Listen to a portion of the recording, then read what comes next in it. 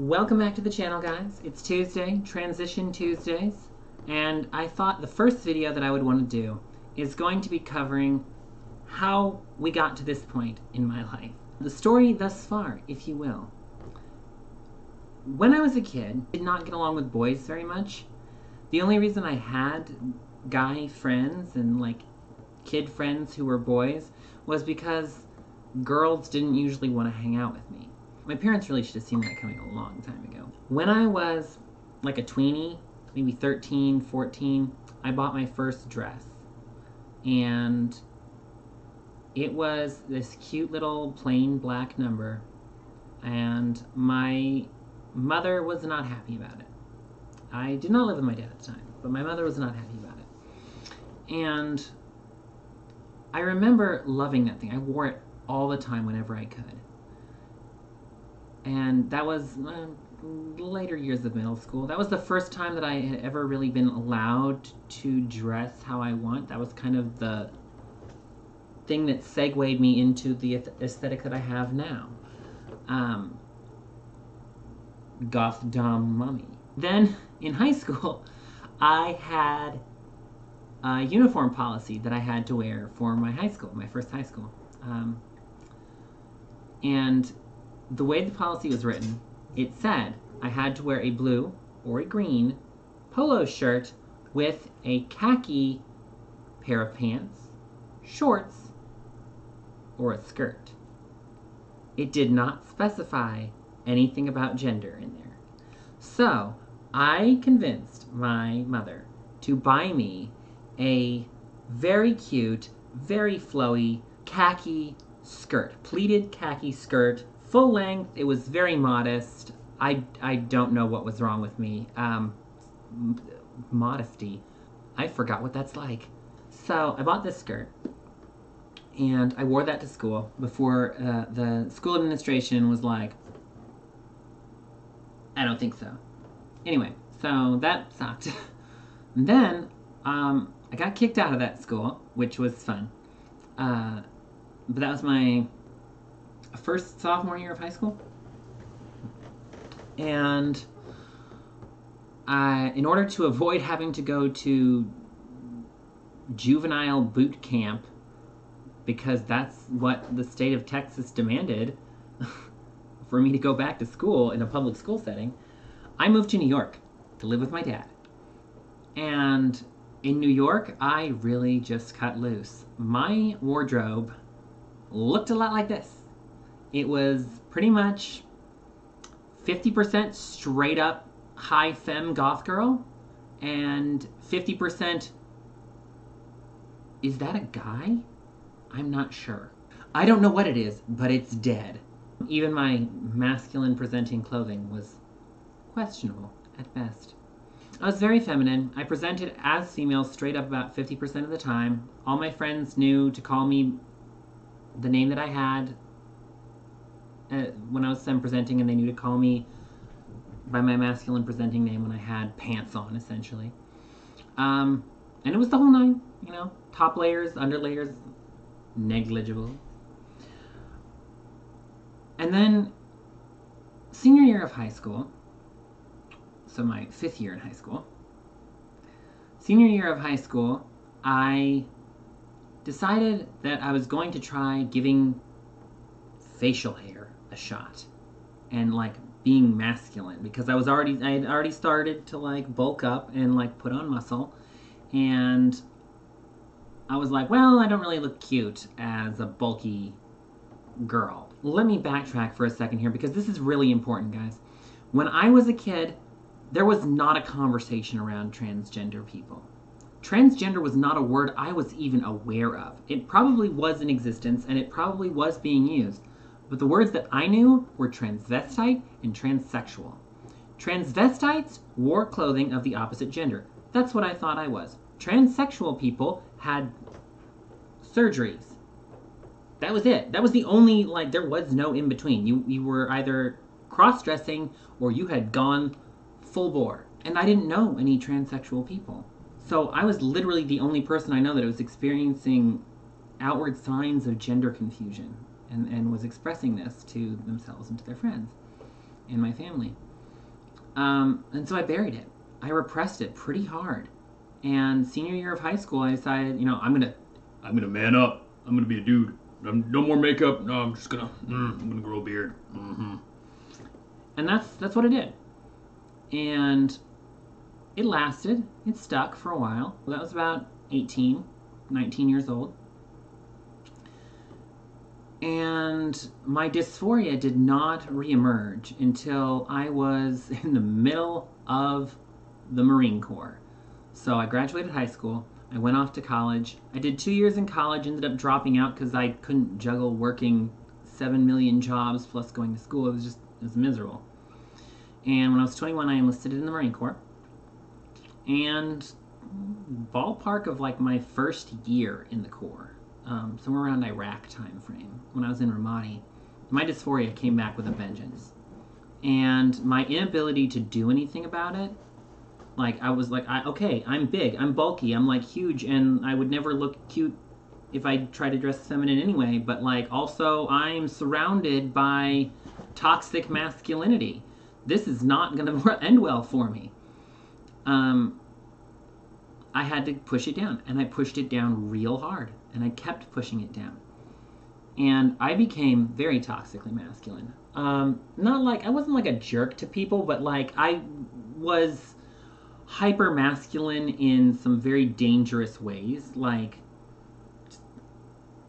I engaged in some very reckless behaviors. I presented this persona that was just very like incredibly alpha dominant, which I am a very alpha person. I'm a very like aggressive type A personality, but I'm like comfortable in my dominance. It wasn't like I needed to assert this all the time because otherwise people will ask questions. That's basically where I was. And I got out of the Marine Corps with every intention to go back into the Marine Corps. That's a whole nother story. But I got out of the Marine Corps and I went back to college. And the culture shock of going from being an infantry Marine to going to college in Boulder, Colorado was so huge that there was no room for any kind of liberal mindset. Boulder is incredibly liberal, incredibly full of hippies and just, all around very peaceful, good-natured people, some of whom are way too wealthy for their own good, but not the point. Anyway, very like feminine energy, feminine environment, and they were very antagonistic to where I was at coming out of the military. And so that heavy liberal push pushed me away from that mindset and more into a conservative mentality. So it was just absolutely out of the question to be feminine at all at that point. By the time that mellowed out and I was like, okay, I had left college and I had moved to Texas and I'd become a cop. Let me be specific here. This is not an argument that I want to have. It's not an argument that I want to see in the comments. But I was a corrections officer. They are cops too. There's street cops and jail cops. I was a jail cop. I was on the special operations team. I was a supervisor. I was good at what I did. I was very good at what I did. And I stayed there for 4 years. And during that time, obviously, I couldn't transition either. But my dysphoria was getting progressively worse. It was getting very bad. And, like, I was very suicidal. Very dark, very dangerous place to be. I hated every moment of my life. There wasn't a single day that went by that I didn't think about killing myself in some form or fashion. And then one day, 2018, I want to say. One day in either late 2017 or early 2018, I was driving to work, and I turned a corner, and you know how sometimes the light from outside, it was nighttime, so sometimes the light from the street lights causes your window to turn into a mirror. And as I was turning that corner, I happened to see my face in the reflection, and it didn't register as me. It was a guy's face. It was the face that I had. But it was like, oh my God, who is that? And I realized in that moment, like, everything fell into place and everything clicked. And it was a very kind of surreal moment where time sort of stopped. And I realized that my mental image of myself was a woman. That, like, I had been a girl in my head all this time and not been able to admit it to myself. And all of these pieces throughout my life, all these things about my behavior patterns, my mindset, my way with engaging in society, had all these things fell into place. Like puzzle pieces, just click. And it was really crazy. And I was, oh my God, I'm trans. I'm a woman. I'm transgender. And shortly thereafter, I told my wife at the time that I was planning to consider transitioning, that I was a trans woman. That didn't end well. I'm not going to get into backbiting and trash talking. It didn't end well. It was not good. And a year later, we ended up divorced because she didn't want to be married to a person like me. And that's okay. She's allowed that. That's allowable.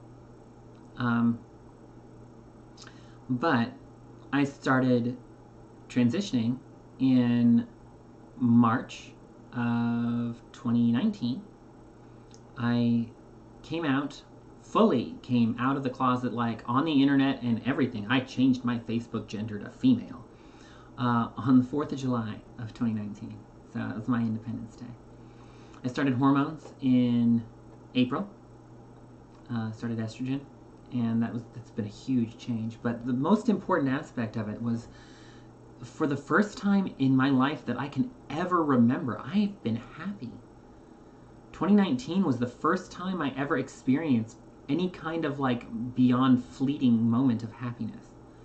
I didn't wake up every morning wanting to kill myself. I didn't spend all day just thinking about how miserable life is. And I've been very keenly aware my whole life of the phrase life is suffering. Among my many spiritual and religious proclivities, I am a Buddhist, Zen Buddhist, Rinzai. For those of you who don't know, that's the Buddhism practiced by the samurai. These, right here, right there. If you know what that is, comment in below. Write what you think it is in the comments. Anyway, Rinzai Zen Buddhist, and I've been very keenly aware of the mantra that life is suffering. And I just kind of accepted that that's what life was, that there was no happiness for me. And the day that the day that I started transitioning, I started to get a glimpse of that, of what happiness could be. And when estrogen kicked in, so about maybe 6 weeks after I started, and I experienced emotions for the first time, I've never been that happy in my life. And I've never gone back to being unhappy for any extended period of time. I get sad. I struggle with depression. I'm a depressed person. I surround myself with corpses because I'm dead inside. My life overall is just very happy now. And so that's the story that we have up to this point. I'm trying to make my living owning a gym, being a personal trainer, doing a little bit of SW work. I make movies, adult entertainment. I have a fan. My thighs have their own fan club. But beyond that, like, I'm just living the best life that I've ever had, being my authentic self. And honestly, the whole reason that I want to do this series of videos for you guys is to show you that you're not alone, and that if you are a trans person that's going through these kinds of feelings, that constant feeling of suicidal ideation, you're valid. You're okay. Like, there's nothing wrong with you there. You're trapped in a body that doesn't belong to you. You're trapped in a shell that you weren't meant to be in. Neurologically, we know that our brains are wired differently than our cis equivalents. Like, I have a woman's brain. I don't have a guy's brain. If you ran me through an MRI machine, there is a good chance it would look like a lady brain. I don't know what a lady brain looks like, but it would look like a lady brain. All that said, the darkness of being in the wrong gender, it does pass when you come out. And if you feel like you're not safe to do that, that's also valid. That's also fair and worthy of being respected. Not everybody's in a position where they can do that, but I hope someday that you can be, and I hope someday you can find that place where you can start that transition. And hopefully these videos, my makeup tutorials and stuff like that I'm going to post later, I hope these can help you. This Tuesdays is very near and dear to me, Transition Tuesdays, because I'm going to be covering my personal journey, and I'm going to cover all my different thoughts about being transgender, what it means to be a woman, and what it means to exist as a trans person in our modern society, where it tends to go back and forth in terms of like, hey, pride, hey, kill yourself. Thanks for watching, guys. I hope you enjoyed it, and I'll see you next Tuesday, okay? Remember, your goth dom mom loves you.